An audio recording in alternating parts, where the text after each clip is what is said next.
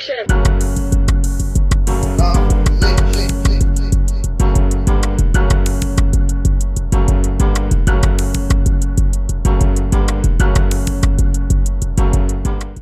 Shit, what's good, y'all, man? It's your boy SWODAPOET, man. And I know it's been a while, man, but you know, I be a little picky with my guests, man. Welcome back to Black Prosperity, man. I got a special guest with me, no one other than, you might know her on IG as DJ Bankroll, Tony, depending on where you from. You might just know her as Tony, man. Also, she's the creator behind Certified Hustlers, one of the hottest streetwear brands. I ain't even just gonna say in the 7-5. Just really, if you ain't, if you don't know, you need to get to know it, man. Appreciate you coming on. For sure. Thank you, man. So, for the people that don't know you outside of my introduction, man, how would you like to introduce yourself to the people that's gonna watch this? What's up, y'all? I'm DJ Bankroll Tony, also known as Tony. I'm from North New Jersey. I recently just moved from Norfolk, Virginia. I now reside in Atlanta. I started off DJing in like 2011. Like 2011. Took off with that.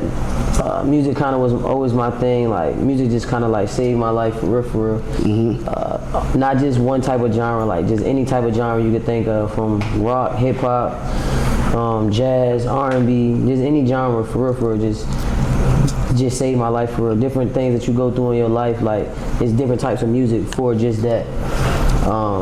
So I started off doing like house parties and stuff. I used to pay people just to use a crib. That's real. Just to make some money, you know what I'm saying? And that's kind of where I just built my brand from. Shout out to DJ Mano the Plug. Bro used to sit in my garage with me for like hours, just helping me like basically perfect my craft for real. So yeah. You know, and starting in 2011, to me, that's a great era. Like the beginning of like when we still had the true origins and elements of just hip hop, just music in general. It wasn't washed down. People had their own identities. Like, tell us a little bit just about that time. Like, I know what you went through to get to it, but like, take us back, like, get some of those feelings, man. Like, oh man, 2011 was a fun time. Cause see, back then everybody was dancing. Like. Everybody think TikTok is like the thing now, but before it was a TikTok back then, like, bro, like everybody was lit, everybody was doing their thing. It wasn't a club that you walked into or a teen event that you walked into that everybody wasn't in the spot dancing. You know, now the way it is like the DJ can be fire, and it could be 1,000 people in the spot, but everybody too high, too drunk. They don't want to get nothing on their outfit, so everybody takes the fun out of partying now. But see, back then, like, if you said you was going out, motherfucker didn't care what they was wearing. They was just going out to have a good time. You get what I'm saying? They didn't care about how much it was to get in. They didn't care about a section. They didn't care about a bottle war. It was fun. When you think of party and you think of fun, you think of a way to express yourself. You get what I'm saying? Like, even when I'm DJing, like, I could be going through something crazy, but the moment I get behind that table, it's like everything just go away. You understand what I'm saying? Because you could look in the crowd and sometimes you never know, you might have touched somebody that just going through something, but just the way you just maneuvered and how you just moved, you know what I'm saying, you just probably just uplifted somebody's spirit. Would you blame section culture for that as well, for the diminishing of the club scene? That's a good one. Yeah and no. Because I get the business. I understand the business. I understand the purpose of having sections in the club. One, it brings money, and when you got a cameraman rolling around, you get what I'm saying, it makes it look like it's life, because it could be nobody on the dance floor and every section around you is sold out, and as long as the camera person catch that, it's gonna bring business to them. So I get the business part of it, you know what I'm saying? But overall, I feel like sections do take the fun out of it. I do, because you got people that will really go broke trying to outdo the next section beside them, and they don't know how they paying for that. You know what I'm saying? So it do kind of take the fun out of it, because you go from wanting to enjoy yourself to now you trying to have a bottle war with the person beside you. You know what I'm saying? So yeah, I definitely do. And I asked that question because I feel like I definitely respect the business side of it. Yeah, for you sure. know what I'm saying? But what it also does is minimalize stranger interactions. Correct. You feel me? Which is why I would say, which also eliminates the point of a dance floor. Correct. Because essentially you're just going to the club to party with the people you came with, that's it. You know, when as before, like, you feel me, you might have met a lifelong friend, or it might have just been you interacting, you people, you sweaty, you know what I'm saying? Everybody just coming there to stunt on each other, and that's only the real, like, negative element. And then you two, you know, like, I respect it, like, you know, they price gouging, but it is what it is. Yeah, for sure. If you can't afford it, don't go. It's that simple. No one's forcing you to go to the club and buy these bottles, so at the end of the day, you don't have to do it. But I always wondered from, like, a DJ's perspective, like, is there a difference between, like, DJing when you started in the early 2010s as opposed to now, being that the whole element and atmosphere of the club is completely different? For sure, 100%. Like I said, back then, DJing was fun. Like, I'm not saying DJing isn't fun now, but back then it's like, bro, I would come from the DJ booth and come down to the dance floor and get to dancing with the people. You know what I'm saying? Now everybody, they so want to be so hood, they want to be so down. Nobody wants to have fun. Like, back then, the hoodest of the hoodest would be on the dance floor hitting the Tootsie Roll or the Walk It Out. Now the hoodest of the hoodest, bro, they just in the section, they mean mugging you. That's it. You know what I'm saying? One whole time he really want to get on that dance floor and probably spin on his head. You know what I'm saying? So it takes it really do take the fun out of it. Like, now and then you got everybody, they don't allow you just to do your thing. You got a lot of people, they want to keep coming up to you requesting songs. Like, bro, hold on, it just started. Give me a chance to get in the groove real quick. You know what I mean? So it's just different. And then back then, you could play anything in the club. Bro, you could play Miley Cyrus in the club, everybody dancing. Now you play Miley Cyrus in the club, bro, they probably look at you like, yo, she whack. Like, what is this? Like, you know what I'm saying? Like, I mean, different strokes for different folks, man, but definitely I know I've gotten drained from the DJ scenery, and this is nothing against Virginia, because I appreciate Virginia. Virginia helped me get to where I am right now. Like, literally, I gotta say that hands down. Shout out to Amber Hurley, my mentor, my big sis, you know what I'm saying, my dog, like my go-to person. A lot of times when I felt like I was straggling away from the scene, she reminded me who I was and what my purpose was. And that's key. Like, in anything you do in life, you gotta have the right type of people around you. And sometimes it won't be your day one for 10 years. It might be the person you just met last week. You know what I'm saying? Relations is everything. It's more about relationships than time. And I think that's where a lot of people fail at. But I kind of like strained away from DJing because I felt like Virginia just drained me. You know what I mean? I haven't DJed that much in Atlanta yet to really give too much feedback on certain things that I can give in Virginia. But as far as Virginia, what I can say is it makes it harder for other DJs, because you have a DJ that will DJ a 4-hour event and charge $100 an hour like they should. But then you go to this guy over here who's gonna take $150 and some chicken wings. You get what I'm saying? So now the club owner don't even want to book this person right here no more because of what this person will take. You get what I'm saying? And Virginia got money. Virginia got money. It do. It's for lovers, but it's for some go-getters too. And I just feel like where Virginia goes wrong at is the supporting each other. And that's what I adore about Atlanta. In Atlanta, it's like, I could be a DJ, you could be a DJ, right? Right. And I could see you just have a hard set. I'm gonna walk up to you like, yo, what's your name, bro? What's your Instagram? Can we link? Blah, blah, blah, blah, blah. Cool. You might be like, yeah, bro, let's do it. I was just peeping you out when you did your set. Let's do something. Relations, you get what I'm saying? Marketing. And Virginia, and other people might not feel like this, but this is how I feel, and I'm gonna keep it real. Yeah, talk it. Everybody wants to be in competition with everybody else.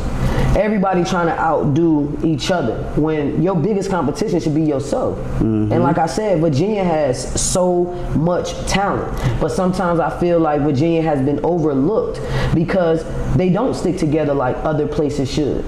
You know what I'm saying? They don't. And that's like one of Virginia's biggest downfall. But Virginia has so many go-getters, so many successful people, so many people that has some talent that I wish that if I was in that position, I would pull them out and help them get to where they at.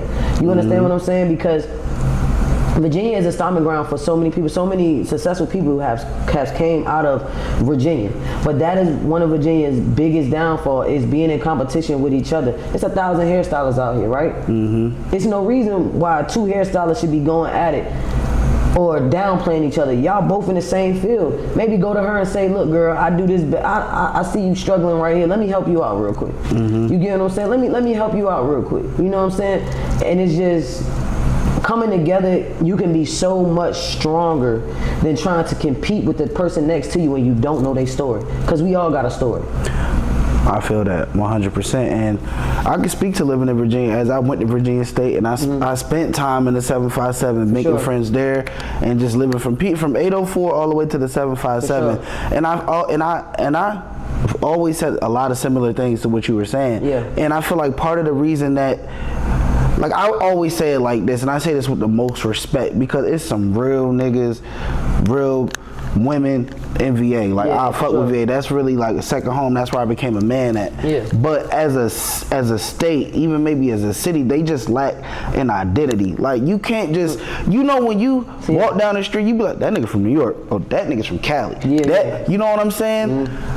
If you went down the list of actual, not even just great musical or clothing creators from Virginia, I'm talking about these niggas are icons and legends. For sure. It's actually disheartening that Virginia never became a hub for success when we're talking about entertainment and music. You got Timbaland, you got Missy, you got Pharrell, you got Chris Brown, you got Trey Songz, you got Mike Vick, you got AI. You like, I'm talking about every person. That's not just no regular person that just made it. These are all people that made impacts in their careers and avenue, but because of the individualism, it's hard for people to give that true respect to VA, and maybe because a lot of, I won't say that, I feel like it'd be, you know, a disservice to say that those people didn't do their due diligence and tried to give back or did give back, because I might not be knowledgeable of all the things that they do. Sometimes you just go under the radar, and I respect that. That's true, but I feel like even with these people coming from the 757 and them becoming successful, it's not Missy's job or Pharrell's job to do anything for that state. You get what I'm saying? They made it out.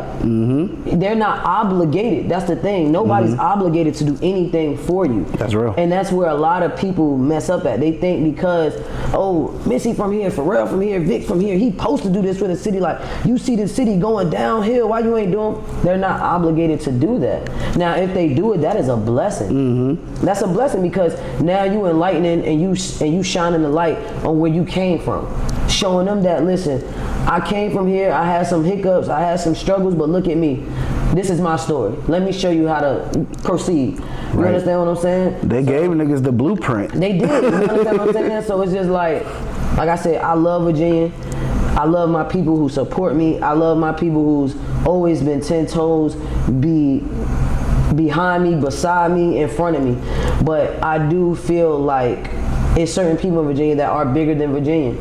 And a lot of people, sometimes you have to get uncomfortable to get comfortable again. Real talk, because I never thought that I would leave Virginia. Shout out to my grandmother. I never thought I would leave Virginia just for the sake of my grandma. My grandma raised me. That's my dog. That's my right-hand man. And that was my biggest fear of leaving her. But at the same time, when you take care of everybody around you, when you making sure everybody else around you is good, it becomes draining. So it's like now it's dealing with your now you dealing with your mental now. So how can you focus and live your day to day if you're drained? You understand what I'm saying? No, that's right. So I made that decision to pack up and just dip. Just pack up and dip. I see so many people who miss out on their chance of living life, or miss out on their chance of what they could have been, because they are afraid of what people say. They are afraid of falling on their ass. You understand what I'm saying? 100%. Like, if you put God first and everything after that, everything gonna work out for you. Well, I'm getting goosebumps right now. I'm telling you, bro. Anything you do in life, you gon' fall, bro. But to me, it's only a failure if you fall and you don't get up. If you fall and you keep going, and you fall and you keep going, and that's not a failure. People get that all mixed up. They get it all mixed up. You get what I'm saying? It's only failure when you stop. Once you give up, Now you are the failure. You understand what I'm saying? Because that's the easy part. Giving up is easy. It's the keep going that's the hard part. Real. You get what I'm saying? So I just always tell people, like, find your purpose, bro. Like, you know how many people, when I moved here, like, oh, you stupid, you shouldn't do this, oh, go back to Virginia because that's more comfortable for you, and blah, blah, blah, blah, blah. That's comfortable for you. It ain't comfortable for me no more. You get what I'm saying? I've had hiccups since I've been here in Atlanta. You understand what I'm saying? I had hiccups. But when you are transitioning, that's what's gonna happen. That's what's gonna happen. Anywhere you can go transition somewhere with $1 million in your hand. That does not mean that everything gonna go right for you. That's real. You understand what I'm saying? That does not mean everything gonna go right for you. But I had many people tell me, like, oh, you stupid. Oh, go back to Virginia. Oh, this, that, and the third. If I listened to half of the people that told me to not do this or to not do this, I don't know where I'd be right now. I don't know where I would be right now. You understand what I'm saying? Like, I would have been gave up on myself if I listened to the people around me. For what? That's because they are afraid of change. They want you to live through their fears. Exactly. You feel I me? don't live through nobody's fears. And the thing about me that makes me unique in who I am not afraid of falling on my ass. I'm a true definition of risk. You understand what I'm saying? I am willing to risk it all just to figure out what's my next move. One thing I learned in this life, there is truly no reward without risk. For sure. I promise you. If you try to live a demure and just safe lifestyle, that's cool if you're comfortable with that, but you'll only be average. You'll only just be regular. And that's okay. That's all some people want sometimes. But if you view yourself in this light and you have these gifts, these skills that God, Allah, whoever you pray to gave to you, and you're not using those tools, you're doing a disservice not only to yourself but the people that look up to you, the people that need you. And I promise you, I can relate 100% to you because no one thought I was moving to Atlanta until they see me in fucking Atlanta. And I came with $1,000 in a dream between me and my bro. And on the day that we moved here, the car got repoed. So that 1,000 got cut to $450 because we had to get storage and a rental. But you know what? I knew I had a hustle. And as long as you got a hustle, you got a chance.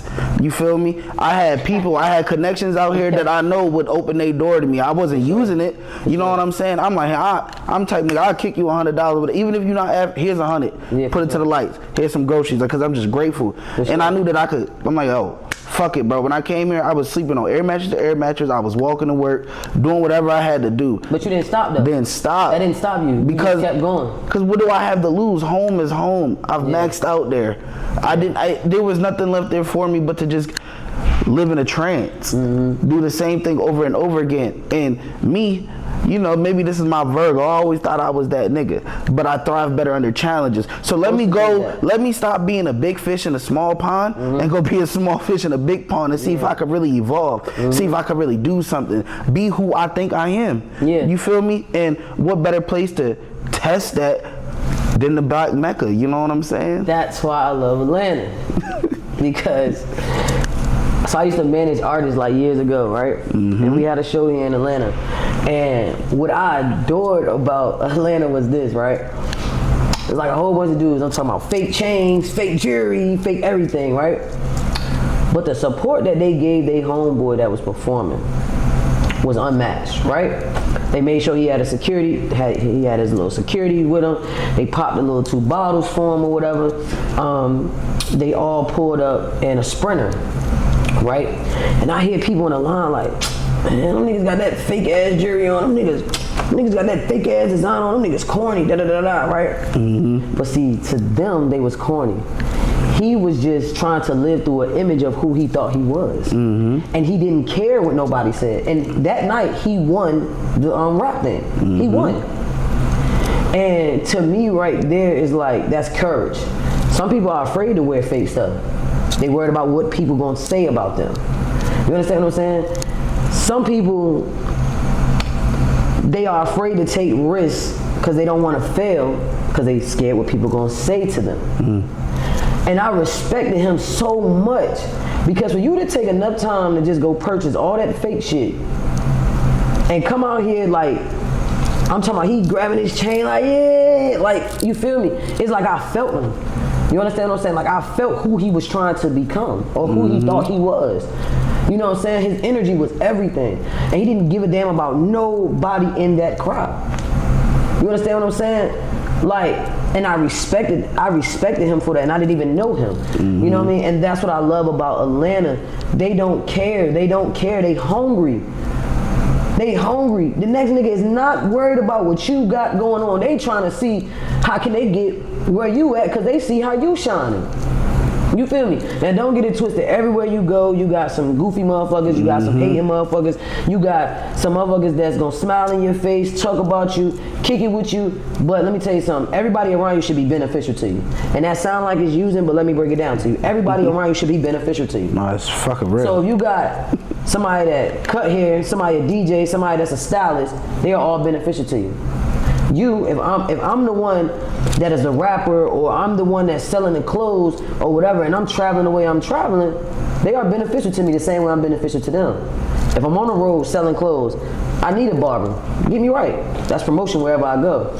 My stylist, get me right wherever I go. You understand what I'm saying? Like, everybody around you should be beneficial to you. I don't care what they do. I don't care. Everybody around you should be beneficial to you. You understand what I'm saying? You hang with 4 people. If one a millionaire, one a drug dealer, one a lawyer, and one sell cars, 9 times out of 10, you're gonna become 1 or 2 of those things, if not all. So everybody got something going on. You wanna surround yourself with people who have something going on. Now don't get it twisted. I used to be in the streets. You feel me? You probably wouldn't even believe it. You understand what I'm saying? But I changed my life around. And I still got my hood homeboys. I still got my calm people. You understand what I'm saying? You just change your surroundings that fits for you and what you have planned for you. Not to nobody else's liking. And that's where a lot of people fail at. You know what I'm saying? And that's where my brand come from. Certified hustlers. You know what I'm saying? It's 24 hours in a day. Why are you broke? I don't care if you picking up cans. That's your hustle. You know what I'm saying? Don't give up. Keep going. You know what I mean? Every day you wake up, keep it going. Don't give up. You a hustler. No matter what you do, you a hustler. Taking trash out, picking cans up. I don't care if you're donating blood. You're getting money from it. You a hustler. You understand what I'm saying? People don't understand the meaning behind being a hustler, man. It's taking sacrifices when your back is against the wall. It's finding a way to provide when you have nothing or nobody. I'm telling you. You know what I mean? So the mindset goes broke before your pocket does. For sure. Being broke is 100%. simply a mindset. 100%. We all have financial disparities. We all have months where certain months look better than others. 100%. Where I don't got this much left over this month, but at the end of the day, I ain't broke. You're not broke if you're handling your fucking business. 100%. If you got a car, you got a roof over your head, you got food on the table. If you a parent, your kids is good, they healthy.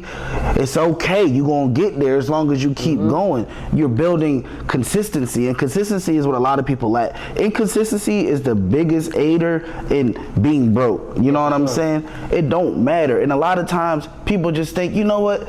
I don't want to do this job. I'm just be an entrepreneur. Well, nigga, let me tell you something, buddy. If you don't have money to funnel into your entrepreneurial spirit endeavors, you ain't gonna never be shit with this. Actually, you're gonna be worse at this than you are at whatever job you was clocked into, nigga. And there is no shame. Like you said, you got 24 hours. Nigga, as I'm still building my shit, people sometimes pay me to do my thing. Sometimes I just bring people on. At the end of the day, I have no shame. If I feel like I need to get some extra money, I'm gonna go get a job. Go get it. I'm gonna go see what my boy at Amazon talking about, like, hey, y'all got something during peak season real quick? Or if I just want extra shit, because I'm really trying to make a huge investment, like, it ain't no shame, bro, and your story is your story. And back to the nigga with the Sprinter, bro, people always love to just diminish your dream. Don't ever let nobody dim your light, bro. I wouldn't be here right now. I wouldn't be here in Atlanta right now if I allowed people to diminish my character, bro. I'll be back in Virginia. When it got a little hard for me here, I'll be right back in Virginia right now. But I do got those people around me. Like, since I've been in Atlanta, bro, I've been in some amazing rooms in 2 weeks. That it probably took me months to get in Virginia. You know what I'm saying? Like, literally, you know what I mean? And Atlanta gonna give you a chance, but that's why I tell people. Atlanta is definitely gonna give you a chance, and like I said, I thank God, you know, for aligning me with the people that I have met. I'm thankful for God for aligning me with the people that I recently met, networked with, and things like that. I'm grateful. I'm very grateful. I know my plan is bigger than what I even know what it is, and I just feel like as long as I keep myself in line, whether it's me DJing or staying consistent with my brand, I know everything gonna work out for me. And it's like I'm in that mindset where I don't care who you is. If you ain't rocking with me, you ain't rocking with me. My hunger right now is so much on the success. Is like I got tunnel vision. I don't see nothing else but me achieving right now. So whoever you is, if you ain't believing in me, just go ahead and remove yourself now, because I'ma slowly but surely get you out of the way. Anyway, you feel what I'm saying? So I just tell people out there, man, whatever you doing, I don't care if you in the streets, I don't care what you're doing, invest in yourself, bet on you. You feel me? You are the prize, no matter what people say. People are content with how you used to be. They can't get past who you trying to become today, so they continue to try to revolve you in the same circle of what you used to do, how you used to walk, how you used to pray, and all of that. Everything is on your timing. Don't let nobody diminish your character, and don't let nobody tell you who you gonna be and who you ain't gonna be. You know what I'm saying? Everything is totally up to you. Put God first and put everything else behind it. Surround yourself around people that want to pray for you, that love you, that care about you, and want to see you win. You feel me? Ain't nobody should be around you and they just soaking the life out of you. And that's real, for real. For no, sure. That's real shit. And that was one of the like inviting factors. Like when we was at the when we met from the VA, the pop-up shop VA to Atlanta, and I heard you just spitting, you know, to my bros, High Def and them, you know what I'm saying? And I'm like, yo. My dog, shout out to High Def. You know what I'm saying? Amber Hurley, she's a mogul too, I'm telling you. For sure. But you were the epitome of black prosperity. I could just feel you feel me? I'm very kinetic. You know what I'm saying? I could just feel your energy and your passion, and I just knew that you fought to get here. For sure. You feel me? And that's all that black prosperity is. Yeah. It's not about some super fancy, lavish, like, sure, that's black prosperity too. Yeah, for sure. But it's about the grind. It's about the struggle. It's about the pain, because pain turns into passion. And when you turn that passion into positivity, success follows. For sure. 100%. You feel me? And even learning more so the meaning behind the brand. You know what I'm saying? Because I met the clothing designer first. Then I learned that you DJ second. You know what I'm saying? So just knowing the meaning and hearing it behind Certified Hustlers, it all just makes so much sense. And I believe that's also why you have success in everything that you choose to put your foot forward in, bro, because people respect authenticity. For sure, 100%. I'm telling you, when you are authentically 100% yourself, 100%. Bro, gangsters gonna fuck with you. Yeah. Lawyers gonna fuck with you, doctors gonna fuck with you, the gay people gonna fuck with you. Everybody's gonna fuck with you when you be you, bro. You don't never have to be anything, bro. Like, I'm like you, bro. I got niggas that really be on that. Yeah. And I've always been a different nigga. I've always wore what I wanna wore. I've always did what I wanted, when I wanted to skateboard, when I was jerking. You know what I'm saying? You was you. Like, you was you, and that's me. Like, I don't care how nobody feel. I don't care how a person might think I dress, how I wear my hair. I don't care. Like, that's the thing with me. I don't care. And sometimes it might come up like, oh, you being a dickhead, or you don't want to listen to me, you don't want to hear me out. It's not that. I just feel like you can put your input in, but maybe I was already used to certain things, so now I'm just trying to come accustomed to the new me. Like right now, bro, like where I'm at right now, I'm trying to get closer to God right now. That's where I'm at. That's real. I'm trying to get closer to God and get more in tune with myself. And some people, like I said, they was used to me being a rowdy, not being able to take what somebody say person. So now people can't take where I'm trying to be more calm, or where I just shut down so I can gather my thoughts together. So let me see, communication don't turn into like it's an argument. You know what I'm saying? So I'm just at a spot where it's just everything is about me right now. Like literally everything is about me. And like I said, man, shout out to Amber Hurley. Shout out to High Def. Amber is one of those type of people that y'all don't even know, like behind closed doors, like she's really the voice behind so much stuff. And that is the woman who will literally pour everything into you. literally. You know what I'm saying? She see the vision and she go for it. And I appreciate her for everything that she's ever done for me and just people around, just around the 757 and other states too. You know what I'm saying? She's definitely one of the ones for sure. And she's one of them type of people that can take you out of a dark place and put you somewhere where there's so much light that you gotta put shades on. Mm-hmm. That's Amber though, man. That's Amber Early for you, man, for sure. Definitely Amber Early. So for people watching and they see the drip that you got on, I know this your little cousin, little brother. Yeah, it's my little cousin. Your little cousin stepping over there too. Yeah, you know what I'm saying? If you want to come get some shine, you want the people to come see you. He got that. Keep it cool, man. He got that shit on. See, come. He trill. Come show yourself. You feel me? He the young young certified hustler. You see it? Yeah, you see it? Yeah, you see it? So when the next drop, how can people get the merch? Is it like one-on-ones? Like how do you drop it out? I got a drop it next week. Some boxy crop top tees. Pretty girls love hustles. That's unisex or whatever. Mm-hmm. Let's fly. You know what I mean? Pretty girls do love hustles, fellas. So tap in with me. Y'all can follow me on the gram, DJ Bankroll Tony _ Certified Hustlers VA.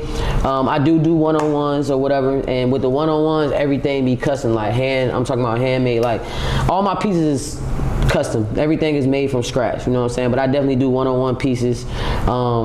I just want to tell anybody out there, whether you're an entrepreneur, I don't care what you do, man, put God first, put everything after that. Take a risk, because if you don't take a risk, you're not going to know the clear vision of your vision that you got for yourself. Block everything out and just stay focused on you. And once again, God first. God first. Bet on you and stay focused. Even if the world is against you, you still gonna come out on top if you take that risk and you keep going. You know what I'm saying? Hey man, she said it best. I usually sell somebody, usually I gotta pull the guest like, hey man, go ahead and get them something positive to end on. And I wanna tell you before we close this out, as you are on your journey to getting closer to God, I just want to reassure you that you're already anointed. The anointing is all over you. For sure, appreciate that, for sure. Taking that step forward, bro, you're only going to keep going up. And I can't wait to watch it. I can't wait to support it. And I'm rooting for you, you feel me? Appreciate that, man, for sure. This Black Prosperity is SWODAPOET, DJ Bankroll Tony, a.k.a. Tony, a.k.a. Certified Hustler, a.k.a. Pretty Girls Love Hustlers. Y'all know what the fuck going on, man. Appreciate y'all.